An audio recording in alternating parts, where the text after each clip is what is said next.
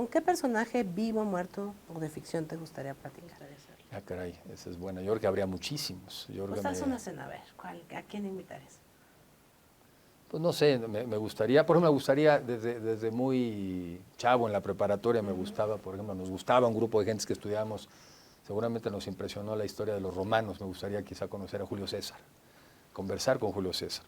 Pero también cuando vas viendo esas épocas, ves que la naturaleza humana, al final del día, por países, por épocas, somos muy parecidos. Cuando ves la parte de la política en ese entonces, somos muy parecidos.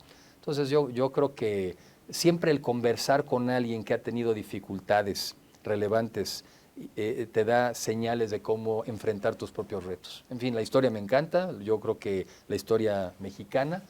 No tengo un personaje en especial con el que me gustaría, seguramente Jesucristo. Seguramente Jesucristo para ver si todas las cosas que después han dicho de Jesucristo las había pensado antes.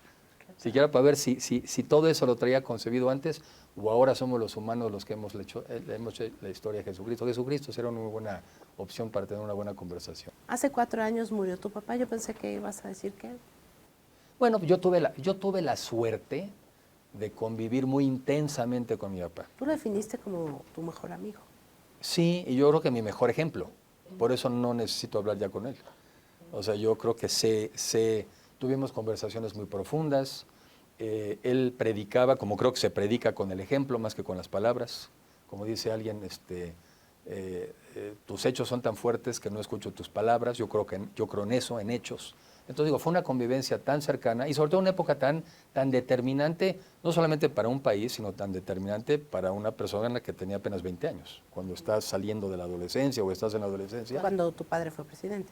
Entonces tuve la suerte de convivir y de ser y hacer de mi papá mi mejor amigo y también de tener la oportunidad como mexicano de no especular sobre las razones de las decisiones gubernamentales, sino de preguntarlas.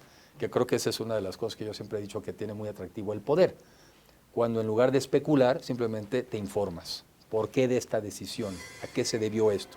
La mayoría de la gente andamos siempre especulando y ponemos siempre muchas posibles explicaciones de por qué fue. En ese entonces yo tenía la suerte de preguntar. La otra de vivir mi país, de conocerlo y vivir una etapa muy difícil, perdón que lo diga, nada que ver con la de ahora, muy difícil. Un país sin reservas internacionales, un país prácticamente quebrado, con un encono terrible entre el sector público y el sector privado, con una deuda externa enorme, y se tuvo ahí que reinventar, de un terremoto después, y se tuvo que reinventar un país. Y se reinventó pues otra vez con lo que tiene el mexicano, con fuerza, con ánimo, sin vencerse, ¿no? Con ganas de superarse. Pues eso es lo que hemos tenido y desde entonces yo diría que una buena parte del modelo económico pues cambió ahí. Por eso las memorias de él se llamaron cambio de rumbo, porque en gran medida el país cambió de rumbo, diría que no solo en lo económico, sino también en lo político. Oye, Enrique, nada más para no quedarme con la duda, ¿en serio fue un muy mal momento cuando Carmen Aristegui fue a hacerle esta entrevista a tu papá? ¿Qué dijo?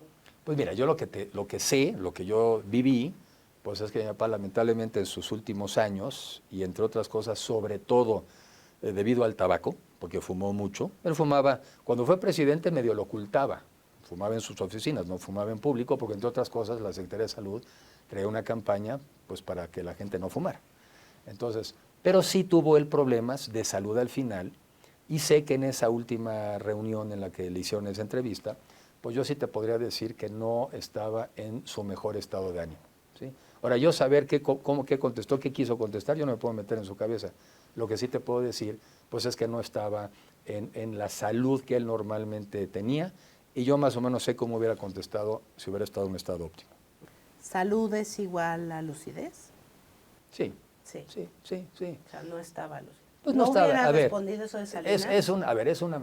es una pregunta muy dura decir que si tu padre estaba no lúcido. Sí, yo Pero sé, también, perdón. pero también sería poco realista no reconocer que una persona cuando está, primero, con muchos años arriba, pero sobre todo sin un estado de salud óptimo, decir que está en su estado óptimo también sería faltar a la verdad.